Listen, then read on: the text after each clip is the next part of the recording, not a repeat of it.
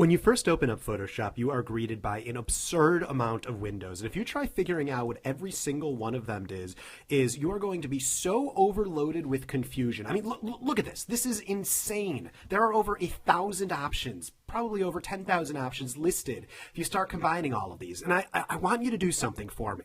Ignore them. Ignore this absurd amount of stuff on the top, on the side, on the right. I want you to only care about 3 things. One is the toolbar, and this is where all of your tools are. These are the tools you're going to be using in order to change images around. One of them is the canvas, and we don't even have a canvas yet. So if I go to File, New, and say, OK, we now have a canvas. And the last thing is the Layers palette. So I see that it says Layers right here, so I can click this. If you can't find where it says Layers right there, just go into Window, Layers, and then it will pop up just like that. Now, if you're having trouble finding just about anything, all you need to do is go into Window, and if you know the name of it, it's probably going to be listed right here.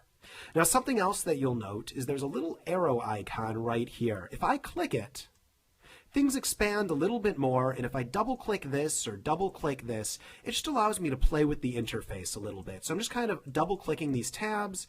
I can hit this arrow, I can click this, and it's different ways to interact with the interface. For now, I'm going to keep the interface like this, or in fact, let's simplify it a little bit more. So I'm going to drag out this Layers tab. You can see how it drags into a floating window.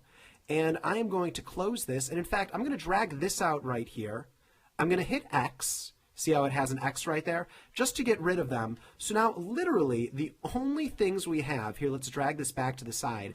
The only things we have is we have the tools, we have the Layers palette, and we have the canvas right here.